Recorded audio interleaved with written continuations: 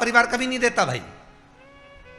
ना आपकी माता आपको दुख देगी, ना आपकी पिता आपको दुख देंगे, ना आपका भाई आपको दुख देगा, ना आपकी धर्म पत्नी आपको दुख देगी, ना पति दुख देगा, ना बच्चे दुख देंगे, ना कुटुंब दुख देगा, ना बहू दुख देगी, ना पोता पोती दुख देंगे। आप में से कितने लोग हैं जो टीवी पर कथा सुन रहे हैं और उनका परिवार उनको दुख दे रहा है? कितने लोग हैं ऐसे? कभी विचार करना एकांत में बैठकर कि आपको ना आपकी पत्नी दुख दे रही है, ना आपको आपका पति दुख दे रहा है, ना आप अपने पति को तलाक दे रहे हो, ना आप अपनी पत्नी को तलाक दे रहे हो, ना आपका बेटा आपको दुख दे रहा है, ना आपकी बहू आपको दुख दे रही है, ना आपका कुटुंब के लोग, परिवार के लोग, भाई आपको दुख दे रहा है। ये कहीं नहीं हो सकता। भाई भी आपको दुख नहीं दे रहा, ना आपके परिवार वाले, ना नातेदार, ना रिश्तेदार, ना मित्र, ना सखा, ना दोस्त, कोई आपको दुख नहीं देता। ये शिव महापुराण की कथा कहती है हमको लगता है कि हमारे परिवार वाले दुख दे रहे हैं, हमको लगता है हमारी बहू हमें दुख दे रही है, हमें लगता है हमारी सास हमें दुख दे रही है, हमें लगता है हमारा पति हमको दुख दे रहा है, हमें लगता है हमारे कुटुंब वाले हमको दुख दे रहे हैं। पर शिव महापुराण के विद्येश्वर संहिता कहती है ये कोई आपको दुख नहीं देते, दुख आपका पूर्व का कर्म आपको देता है। ये जितने भी मिले हैं ना आपको, रिश्तेदार, नातेदार, कुटुंब, भाई, बंधु, सखा, पत्नी, पति, पोता, पोती, ये जितने लुटेरे मिले हैं, ये जितने अपशब्द कहने वाले मिले हैं, ये जितना ताने देने वाले मिले हैं, ये जितना गाली देने वाले मिले हैं, ये जितना उंगली उठाने वाले मिले हैं, ये कोई दूसरे नहीं, तुम्हारे पूर्व कर्म के कोई ना कोई पुराने ही होंगे जो तुम्हारे साथ जुड़कर तुम्हारे टांग खींचने के लिए सामने खड़े हुए हैं। ये कोई तुम्हारे होंगे।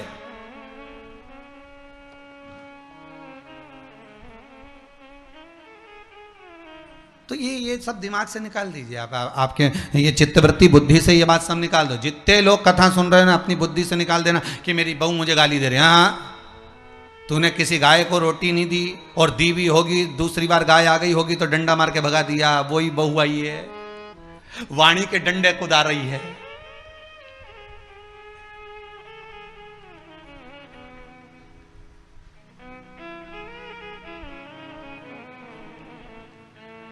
कोई बेटा अगर नहीं सेवा कर रहा, कोई बेटा नहीं पूछ रहा, समझ लेना पूर्व में हमारे बुजुर्ग कोई दादाजी होगा, कोई दादी जी हो गई, कोई ससुर जी होगा, कोई जेठ जी होगा, हो सकता है किसी की हमने सेवा नहीं करी हो और वही बेटा बनकर आया, आज हमारी सेवा नहीं कर रहा। मत बुरे कर्म कर बंदे वरना पछताएगा, भगवान की आंखों से तू बच नहीं पाएगा, तू बच नहीं पाएगा। अरे ओ अज्ञानी मत करना दानी। बचना नहीं है, बहुत ये हमें लगता है गुरुजी मेरी बहू बहुत परेशान करे, गुरुजी मेरी सास बहुत परेशान करे, मेरा भाई मेरी प्रॉपर्टी खा गया, मेरा भाई ये लेकर चले गया, मेरे ससुराल वाले ऐसे, मेरे रिश्तेदार ऐसे, मेरे कुटुंबी ऐसे, मेरे कबीले वाले ऐसे, मेरे ये ऐसे। तो हमको लगता है कि ये अपने ऐसे।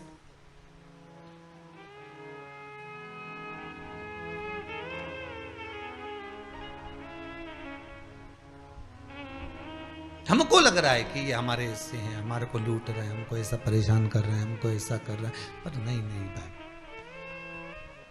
शिव महापुराण की कथा कहती है कोई हमको कष्ट नहीं देता।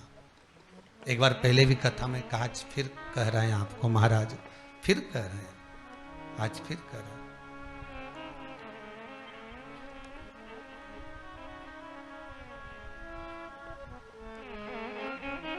आपको फिर निवेदन कर रहे हैं, बीमार हुए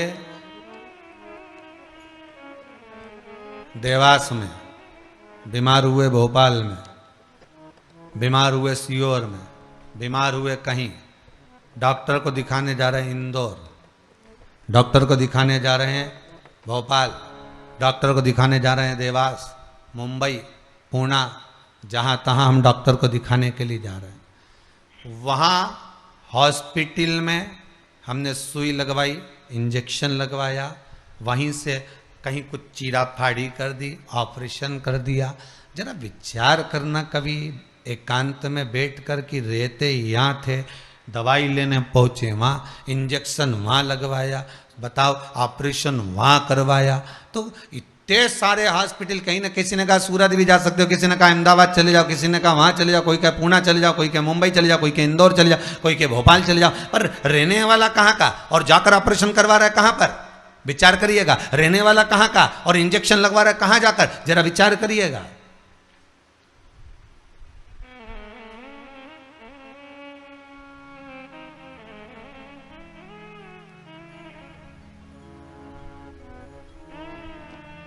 और कितने डॉक्टर, ऑपरेशन करने वाला कोई विशेष, कितनी डॉक्टर सिस्टर, इंजेक्शन लगाने वाली कोई, लगाने वाली कोई विशेष वहां बैठी है, उसको तुम नहीं पहचानते, वो आपको नहीं पहचानते। अभी अभी कोरोना का टीका लगवाया होगा, वैक्सीन लगवाई होगी, इंजेक्शन लगवाया होगा, कोरोना महामारी का लगवाया सबने। अब लगवाया तो उसमें आपके मन में विचार तो आया कि ना तो हम इस सिस्टर को पहचानते हैं, ना हम इस डॉक्टर को पहचानते, गए और सुई लगवा के आ गए। पर उसने हमको कष्ट तो दिया, भले वो थोड़ा सा चुभाया पर कष्ट तो मिला। पर विचार करा कि ये क्यों मिली, कारण क्या था, इसी ने क्यों चुभाया। हो सकता है पूर्व में तुमने भी इसको कोई कष्ट दिया होगा, हिसाब बराबर करने के लिए यहां लाके छोड़ दिया।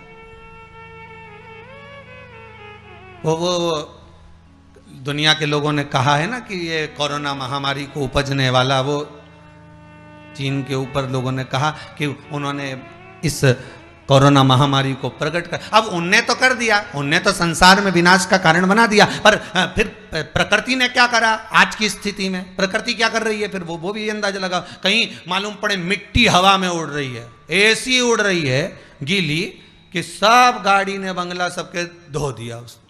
फिर बचा कुचा था, पानी की बाढ़ आ गई।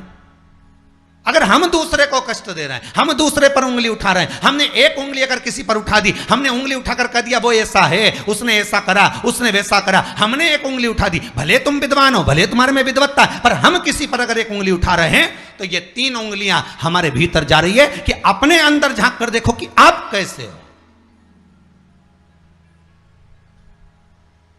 अपने भीतर झांक कर देखिए कि आप में क्या तत्वता है। जो हम दूसरे में कुछ खोट देख रहे हैं तो हम में कितना खोट भरा होगा, हम में कितना कपट भरा होगा, तभी तो सामने वाला कपटी नजर आ रहा है। जैसा चश्मा लगाओगे सामने वाला व्यक्ति वैसा ही तो दिखेगा। लाल कलर का लगाओगे तो लाल दिखेगा, काला लगाओगे तो काला दिखेगा, पीला लगाओगे तो पीला दिखेगा। नेत्रों में जो काम, अगर अहंकार है तो अहंकारी दिखेगा, लोभ है तो लोभी दिखेगा, वासनावान है तो वासनावान दिखेगा, तृष्णावान है तृष्णावान दिखेगा, चोर है चोर दिखेगा, कपटी है कपटी दिखेगा, बेईमान है बेईमान दिखेगा, अज्ञानी है अज्ञानी दिखेगा। आपकी दृष्टि जैसी होगी सामने वाली की सृष्टि वैसी ही नजर आएगी, सामने वाला व्यक्ति आपको वैसा ही दिखेगा। आपका चित्त अच्छा है, आपका मन अच्छा है, आपके दिल अच्छा है, आपके भाव अच्छे हैं, सामने वाला भी वैसा ही नजर आएगा। भगवान कृष्ण ने भेजा था दुर्योधन को अच्छा ढूंढने के लिए, एक अच्छा नहीं मिला। युधिष्ठिर को भेजा था पूरी पृथ्वी पर से कोई बुरा व्यक्ति ढूंढ कर लाओ, युधिष्ठिर को बुरा नहीं मिला, क्योंकि उसकी युधिष्ठिर की बुद्धि में, चित्त में ये भरा था, उनकी वृत्ति में ये भरा हुआ था कि बुरा कोई है ही नहीं, संसार में कुछ ना कुछ अच्छाई दिखी जाएगी। बुरा जो देखन में चला बुरा न मिलिया कोई। हम देख रहे हैं, हम चित्तवृत्ति से, हम विचार।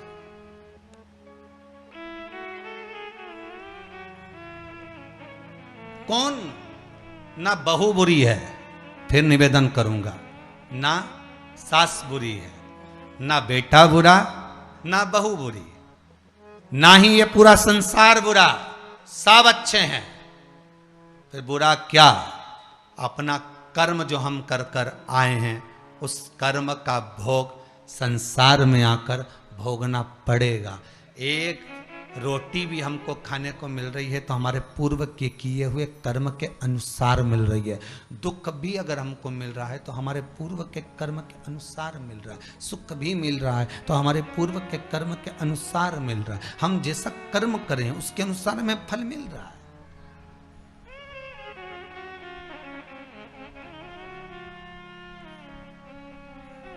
इसलिए बारंबार कहा था कि मान मेरा कहना नहीं तो पछताएगा, माटी का खिलौना माटी में मिल जाएगा। हेट बूट सूट सब यहीं रह जाएगा, और माटी का खिलौना माटी में मिल जाएगा। ये हेड रह गया, ये बूट रह गया, ये सूट रह गया, सब पड़ा की पड़ा रह गया, सब धरा की धरा रह गया। इसका मूल तत्व क्या है? इसकी महत्वता क्या है?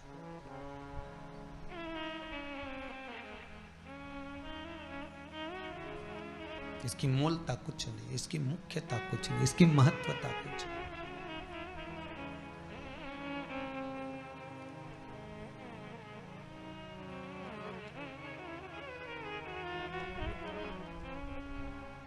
किले भोले का नाम, भगवान शिव का मंत्र, नाम स्मरण जप कीर्तन सुख दे।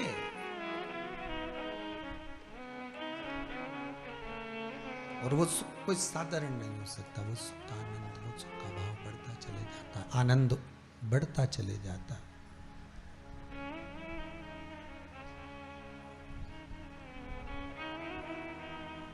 ले भोले का नाम काहे यूं भटके, मिलता है आराम काहे यूं भटके। इस शिव का नाम लेकर हम जब शंकर का नाम लेकर जब अग्रण्य हो जाएं, प्रेशर खोलिए महाराज, प्रेशर खोलिए। हम शिव का नाम लेकर जब अग्रण्य बढ़े, आगे बढ़े, शंकर का नाम लेकर जब अग्रण्यता के भाव की ओर बढ़े, तो जीवन का सुख क्यों ना मिलेगा सर? वो जीवन का आनंद क्यों ना मिलेगा? महाराज शिव पुराण कह रहे हैं, कोई बुरा नहीं संसार में। ये जितने नाते रिश्ते कुटुंब कबीले बनते चले जाते हैं, ये हमारे कर्म के अनुसार बनते चले जाते हैं। कर्म के अनुसार, ये कोई दूसरा बनाता नहीं है।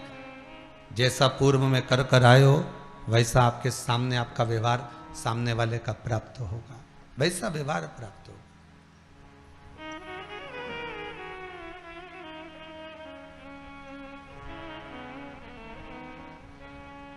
शिव पुराण कह रही है, शंकर की कथा कह रही है, शंकर का अनुमोदन कर रहा है। महाराज अच्छी संगत में बैठोगे, अच्छी संगत में अगर विराजमान होगे तो सुख अपने आप मिलेगा। माता के गर्भ से अगर आपका जन्म हुआ है तो कुछ अच्छा करने के लिए ही हुआ है। अगर आप बैठकर आस्था चैनल के सामने शिव महापुराण की कथा सुन रहे हो तो अपने आप को गौरवान्वित महसूस करना। थोड़ा न थोड़ा परमात्मा की कृपा, पूर्वजों का आशीर्वाद आपको ऊपर हुआ है, इसलिए आप शंकर की कथा को सुन रहे हो, शिव का भजन कर रहे हो।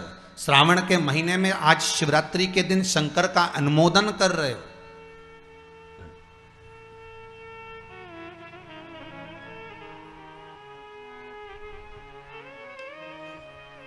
घर में 4 बहुएं होती हैं, 5 बहू होती है, 6 बहू होती है। सास 6 बहू को बोलती है कि जाओ पानी लेकर आओ, अरे बोलो जम के जरा, नहीं बोलती ना। सास किसी एक का नाम लेगी,